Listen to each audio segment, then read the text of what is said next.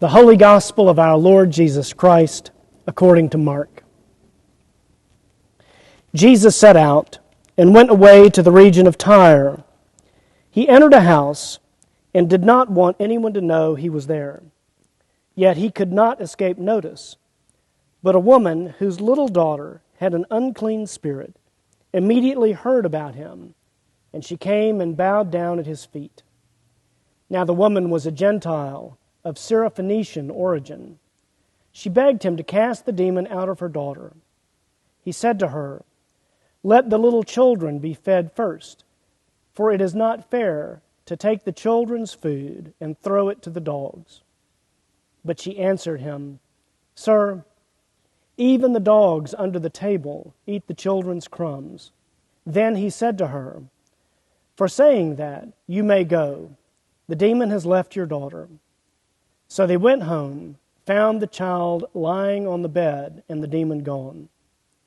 Then he returned from the region of Tyre and went by way of Sidon toward the Sea of Galilee in the region of the Decapolis.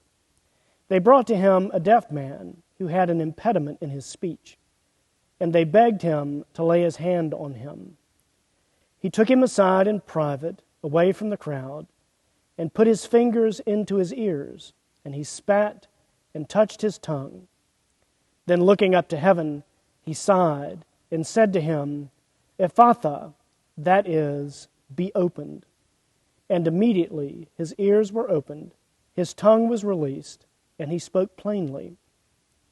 Then Jesus ordered them to tell no one, but the more he ordered them, the more zealously they proclaimed it. They were astonished beyond measure, saying, He has done everything well. He even makes the deaf to hear and the mute to speak. The Gospel of the Lord. In the name of God, Father, Son, and Holy Spirit. Amen. Ralph Spence is a name of a man I knew in Texas. He was the epitome of the Texan. He wore a cowboy hat, cowboy boots, bolo tie. He spoke with that southern twang in his voice.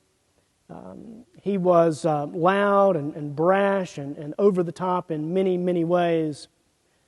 He had inherited a fortune, lost it a few times, made it back many other times. He drove a new Cadillac every year. For him, there was no other car to have than a Cadillac. He loved Texas, and he loved the church. He loved the Episcopal Church. He had become an Episcopalian because his wife was an Episcopalian when they got married. So he became an Episcopalian for her, but he truly, truly loved the church. And over his life, Ralph went to General Convention every year for 50 years. He was an institution. He was well known by everyone there. In fact, he served on the Standing Liturgical Commission.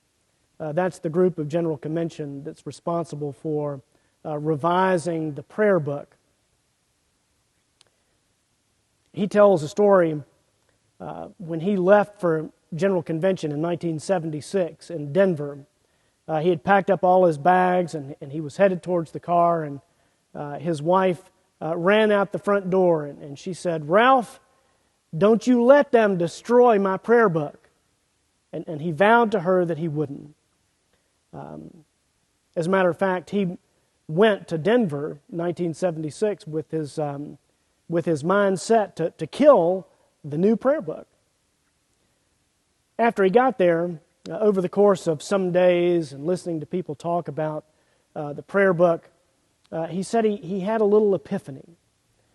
He said that prior to those conversations, he had thought that the new prayer book was undignified. It was loose theologically. It was not satisfactory. It didn't carry any of the dignity or the grandeur or the solemnity of the 1928 book, and he was just completely opposed to it. But he realized that the new book, the 1976 prayer book, still had all the Right One language, which was so very similar to the 28 book, but opened up Right Two for those folks who might be younger or of a younger generation than he was. So his heart softened, and he decided he could probably vote for the new prayer book. As the debate continued on, though, there was some real reservation about whether we should include in Rite One the prayer of humble access. Many thought it was outdated. Many thought it was sort of a hurtful, even, kind of prayer. And there was some real momentum building to strike the prayer of humble access out of the prayer book. The prayer of humble access is that prayer that we use right before we come to the altar rail in Rite One service that says, we are not worthy to gather up the crumbs under thy table, but thou art the same Lord, whose property is always to have mercy. When it looked like that was about to be struck from the prayer book, Ralph stood up on the floor of convention and made a plea to keep the prayer. He said, and if you don't, he said, I can't go home. He said, as a matter of fact, there may be many people who can't go home. As it turns out, maybe not solely because of of Ralph's plea, the prayer of humble access, was included in the 1970 prayer book, and we use it even today when we celebrate Rite One. The gospel lesson I just read tells the story of the origin of the prayer of humble access. The Syro-Phoenician woman comes to Jesus out of love and concern for her daughter who's been possessed by a demon. And the first response she gets from Jesus is, it's not fair to give the food meant for the children of God to the dogs.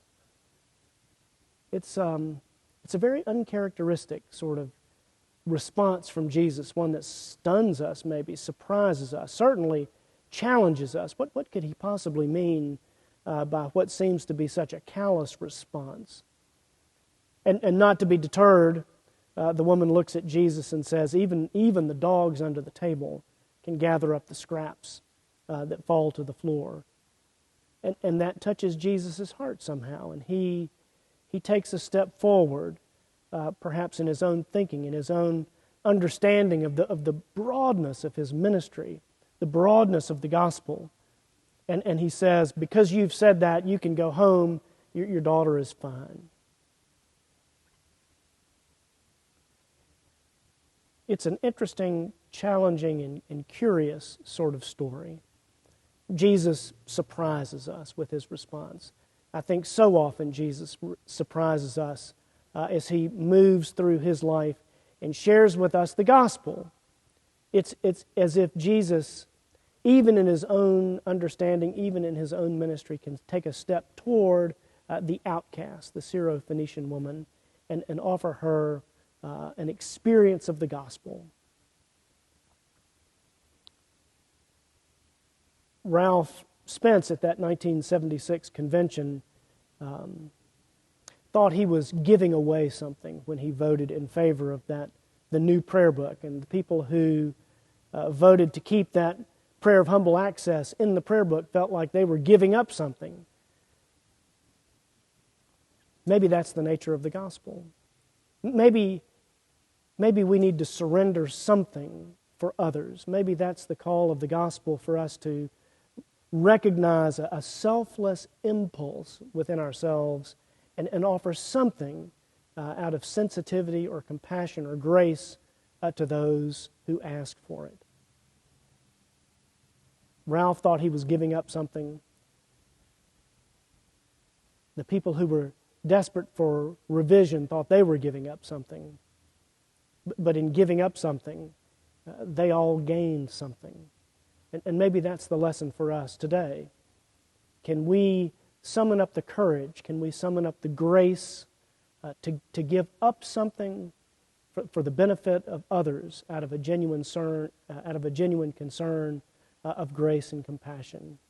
And I think if we discover that impulse in ourselves and we act on it, we may give up something and discover that we receive in return the most incredible gift of all, the grace and life that Jesus offers us in relationship with him.